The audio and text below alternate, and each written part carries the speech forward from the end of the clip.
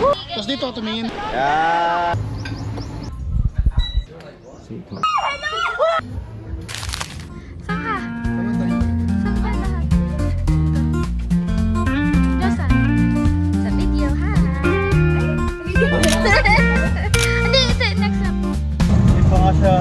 On the way to Cloud9.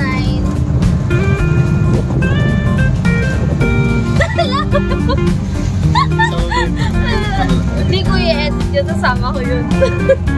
Pwede ka sumanok nila yung fried. Hindi ko pa na-try. Tomato? Tomato. On the way to Cloud9. Di ba yun na rin nung mga? Wala naman kang batayin ko po. Tayo mo natin sila.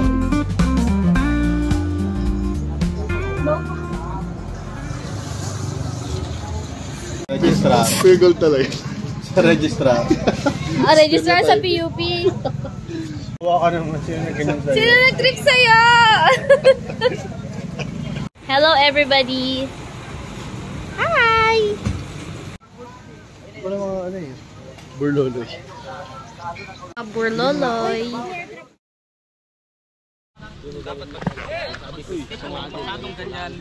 Push up.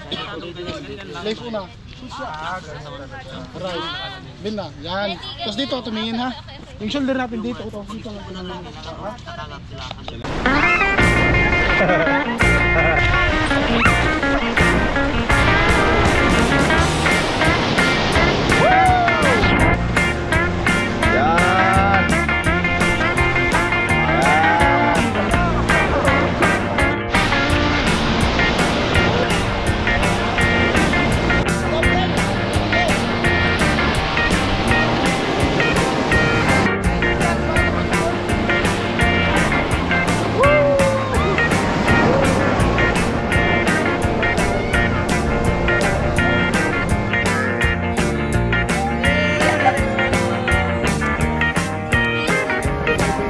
Hunting for some food. And then we found this sticker wall.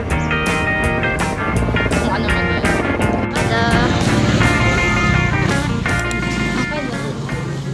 It's part of the plot. We got here early. And then, my loves. Pwede ba mag-extra rice?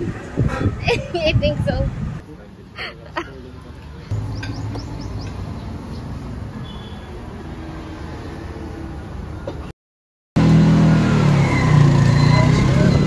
Tuk-tuk! For how many? Let's go. Let's go!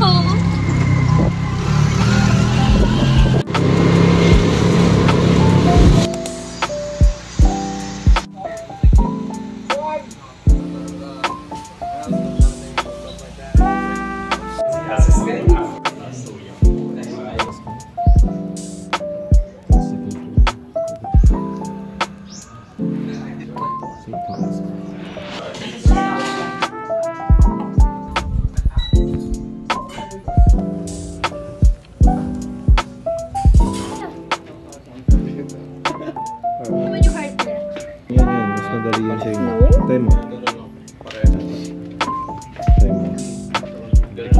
Ganun ka? Hindi ako tagal. Ganyan siya, diba? Kung siya lagi sa halaman. Diretso ka. No. I-event pa lang. Hindi mo mag-record. Oh.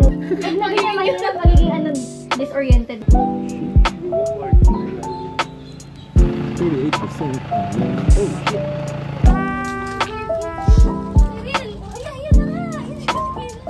Oh, ano?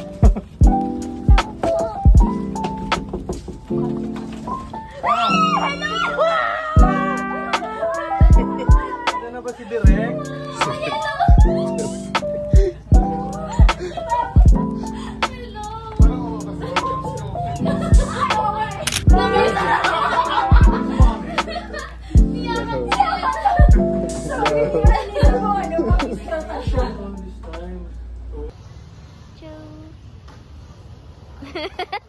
Outfit check.